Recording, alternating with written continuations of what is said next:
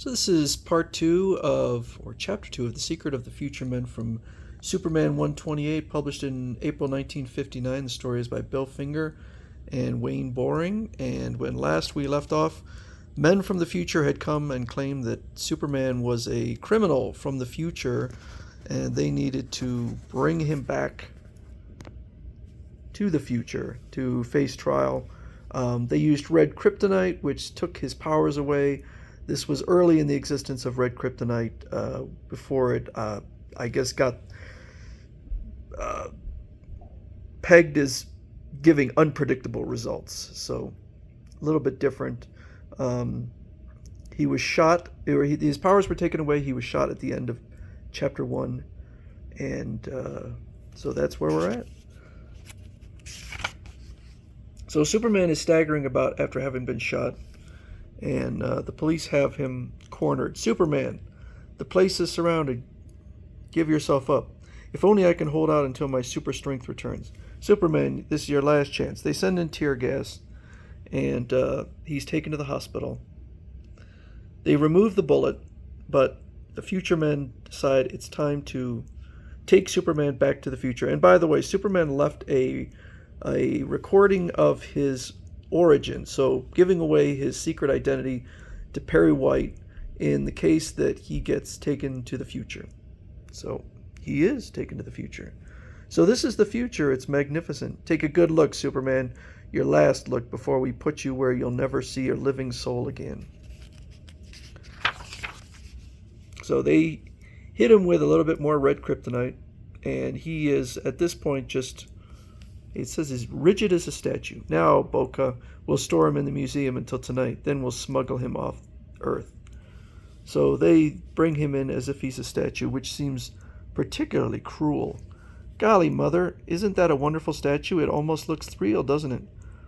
What are Vard and Boca up to? Why all their elaborate plans to bring me to the future? Why? Why? So they finally show him. The oceans are gone, accidentally dissolved by an atomic experiment. Things look not bad at that point.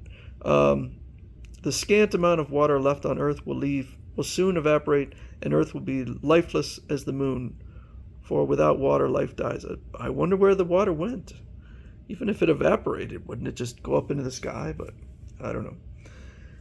So they want Superman to fly out to, let me see, one of Saturn's moons, which apparently is a gigantic porous snowball, and restore water on Earth, and that will earn them billions of dollars.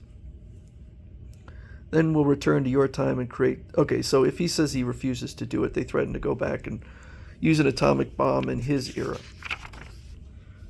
What can I do? If I help those crooks, they'll make billions selling water that Earth needs for survival now. And if I don't help them, they'll create the same catastrophe to the Earth of my time. So I feel like he should just do it. By the way, this picture is clearly a mistake. For some reason, Superman's head is shown to be outside of the bars. Apparently, even though his superpowers are by and large gone, his X-ray still works, and he splits a passing asteroid in two, and it smashes the cage. I'm free, but the spaceship will be returning any minute. I'll have to work at super speed. So they spot Superman and decide to blast him with red kryptonite. And so they do, but another Superman shows up. They blast that one, and another. We're finished. You tricked us, Superman, but how? Have you ever noticed a movie scene in which you can see the reflection of an actor in a mirror, but never the camera? That's because the camera is at an angle to the mirror, so only the actor is reflected. I used the same trick with mirrors I made and floated in space. I kept shifting position. Boy, it's a lot of explanation. Superman, where are you going now? To Saturn to get Earth a king-sized drink of water. So he does go to Saturn and restores Earth. And I guess these are the real people of the good people of the future. Please accept our thanks and this. It will explain to the people of your time how you were falsely accused.